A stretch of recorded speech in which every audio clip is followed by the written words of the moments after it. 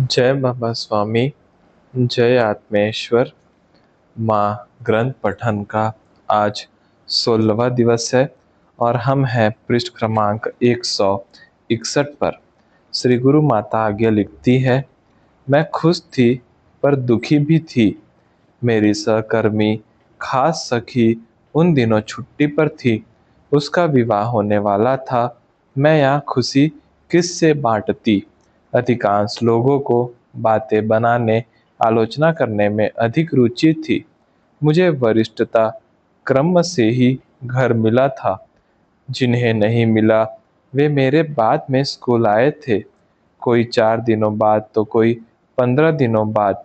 इसीलिए समान पद होने के बावजूद मैं वरिष्ठ थी। खैर, किसी को मैं क्या समझाती। किसी ने मुझसे तो कुछ नहीं कहा था, बस आपस में खुसुर फुसुर कर रहे थे। कोई कह रहा था, महिला है ना, उसे तो सहानुभूति मिलेगी ही। तो कोई कह रहा था, अरे, छात्रों को नई नई कविताएं सिखाती है, दिखावा करती है और प्राचार्य जी की चमचागिरी करती है। पहले तो ऐसी बातों से बुरा लगा, पर फिर सोचा, लोग तो कई तरह के होते हैं, जो जैसा करता है वैसा भोगता है। सबके बारे में सोचकर मैं अपना दिन क्यों खराब करूं। मैंने जल्दी से अपना कार्य पूर्ण किया और परीक्षा विभाग में मेरी कक्षा का परीक्षा फल तथा सभी प्रगति पत्रक जमा करवा दिए।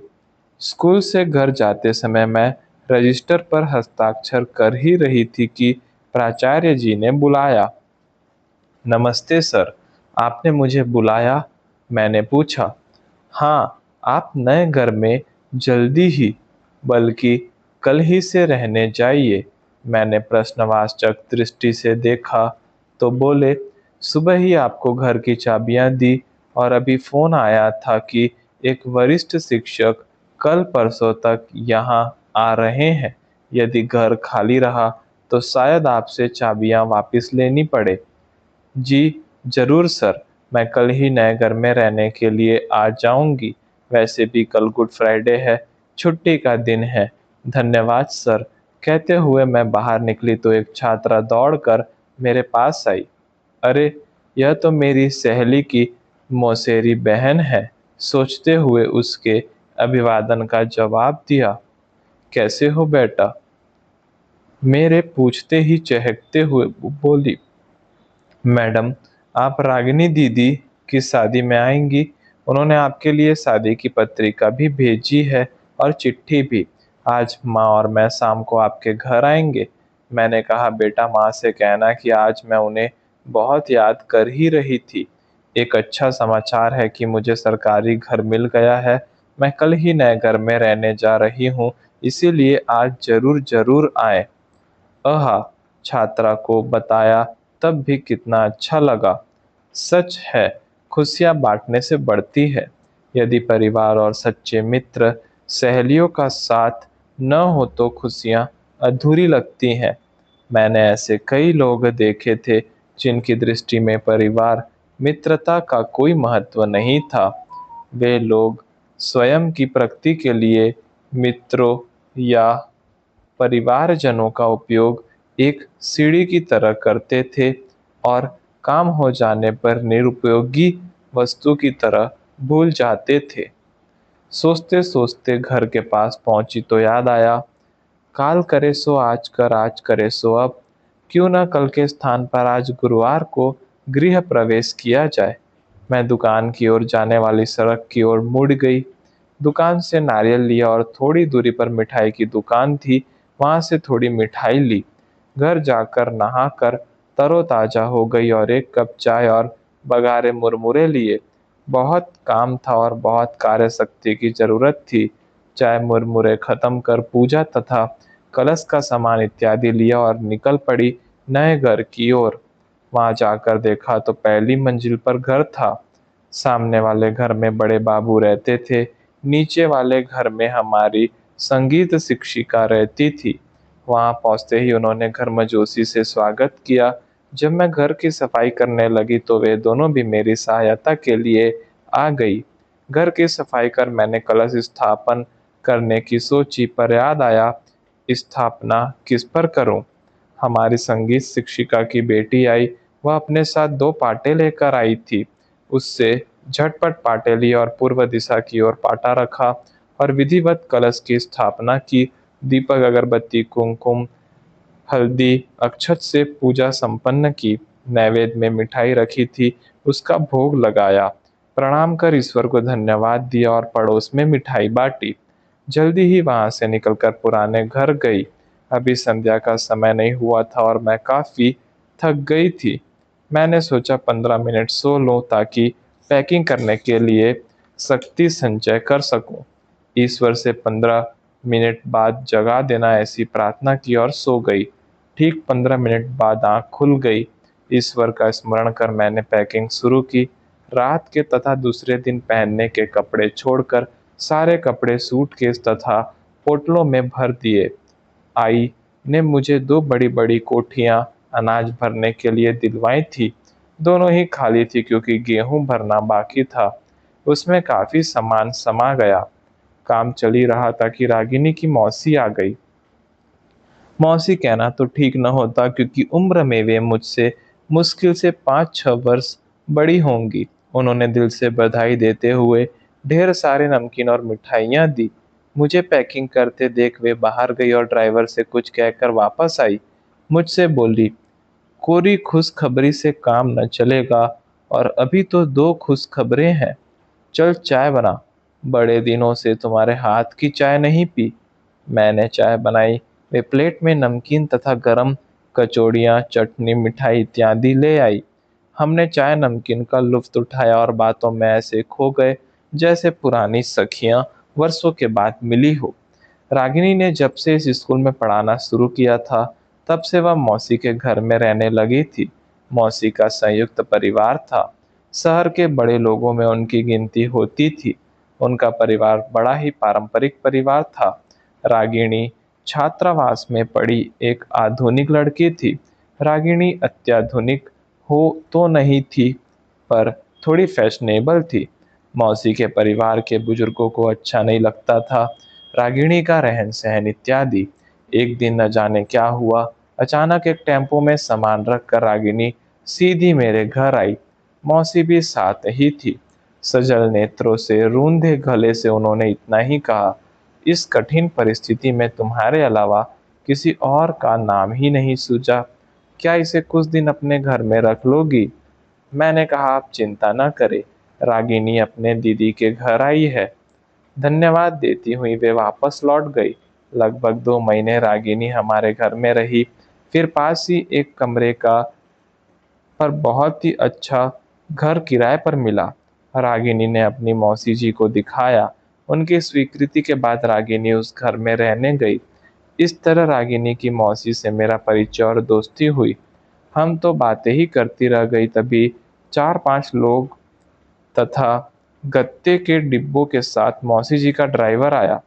वह हमारे लिए भोजन का डिब्बा भी लाया था। उन लोगों ने चाय का सामान और चाय का बर्तन छोड़ सारा सामान पैक कर दिया। दूसरे दिन 9 साढ़े 9 बजे तक आने की बात कहकर उन्होंने मुझसे विदा ली।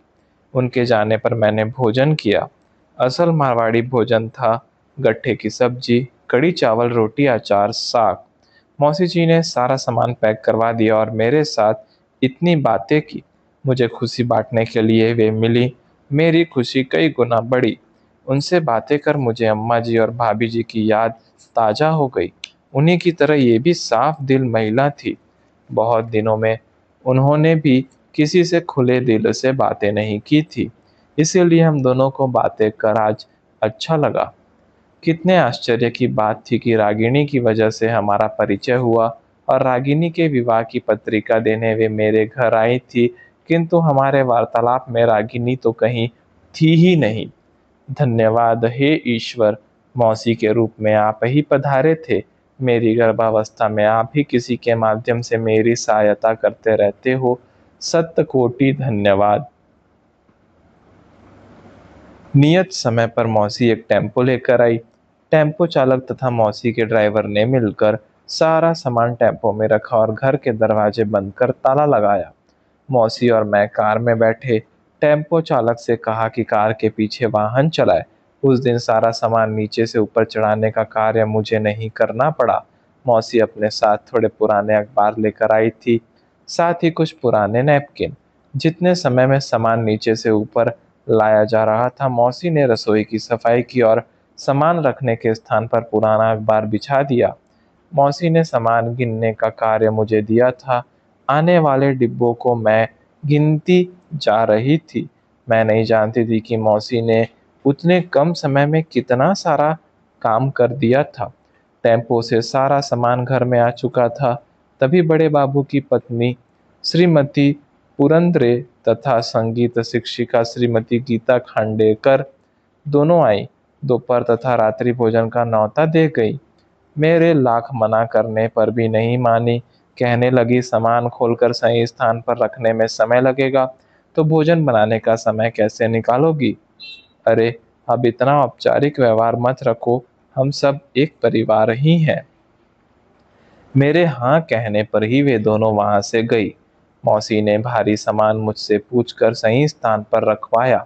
रसोई घर का सामान रसोई घर में तथा शयन कक्ष का सामान शयन कक्ष में रखवाया। पलंग भी गद्दा चादर तकिया लगाकर तैयार किया। फिर वे भी लौट गई। जाते जाते कह गई, तुम बड़ी भाग्यशाली हो, तुम्हें अच्छे पड़ोसी मिले हैं। तुम शुभ समाचार कब सुना रही हो? जी, जून 19 के आसपास। ये मेरे घर का फ़ोन नंबर रखो और हो सके तो तुम्हारे समाचार मुझ तक पहुंचाते रहना।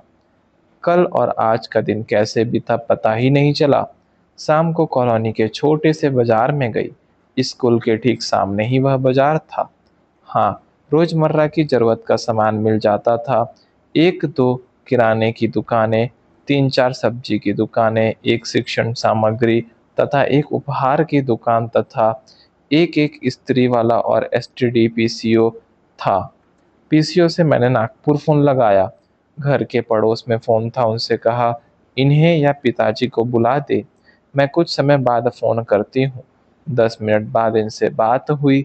सरकारी घर मिल जाने तथा सारे सामान के साथ मैं स्थानांतरित हो जाने की बात बताने पर ये थोड़े नाराज हुए थे।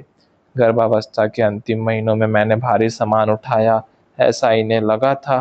फिर मैंने मौसी जी की सहायता के बारे में विस्तार से बताने पर ये संतुष्ट हुए। ग्रीष्म अवकाश से पूर्व यह आखिरी सप्ताह था। इन्होंने कहा कि वे मुझे लेने जल्द ही आएंगे। घर में आवश्यक सामान तो तुरंत खोलकर व्यवस्थित रख दिया था। दूसरा सामान समय मिलने पर धीरे धीरे जमा लिया। दूसरे दिन ये आने वाले थे तो मैंने अपने कपड़े तथा आवश्यक सामान सूटकेस में रख दिए ताकि इनके आने पर मैं आराम से बातें कर सकूं। एक काम वाली भी मिल गई तथा उनकी सहायता से एक मालिश वाली बाई भी मिल गई।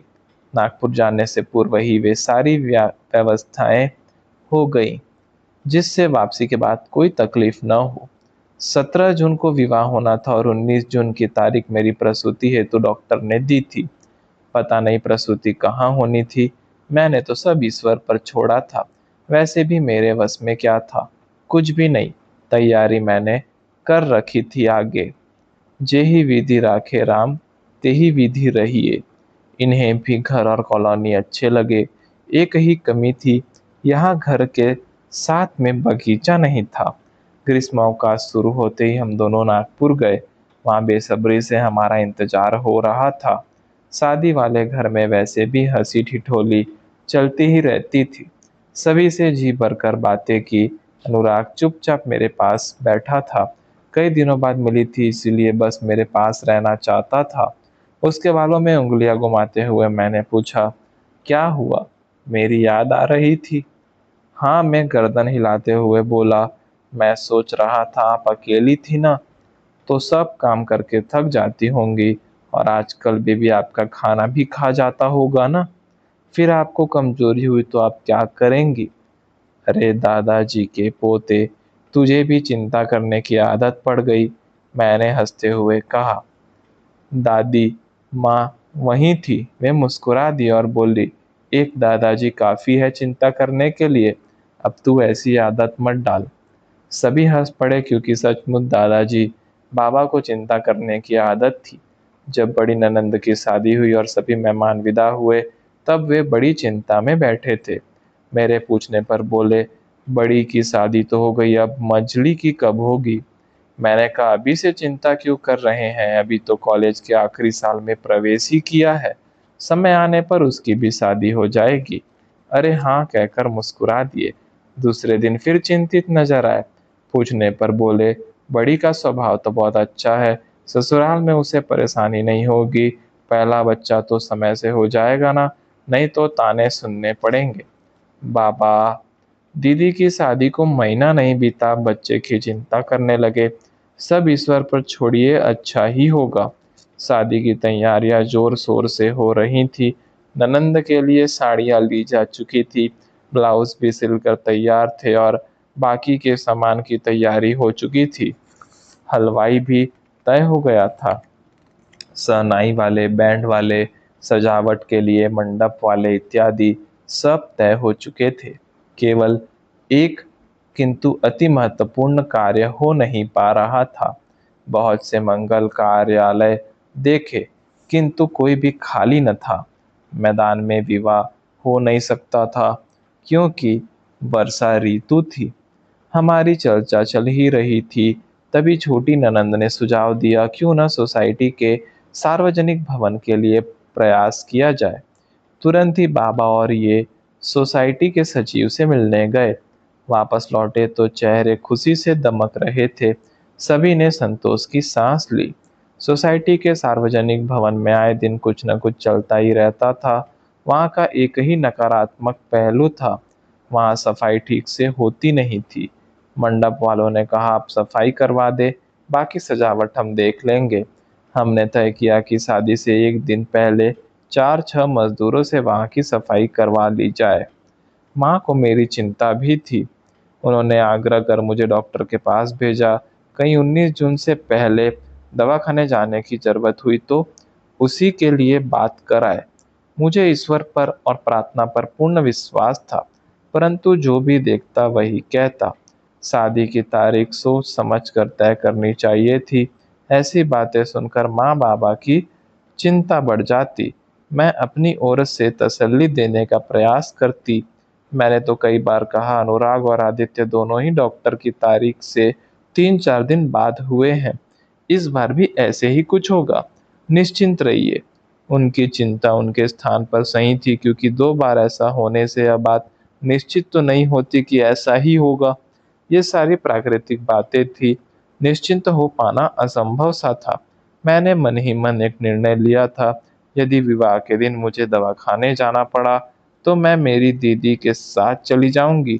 ननंद की शादी में शामिल होने दीदी भी आने ही वाली थी। जय बाबा स्वामी, जय आत्मेश्वर।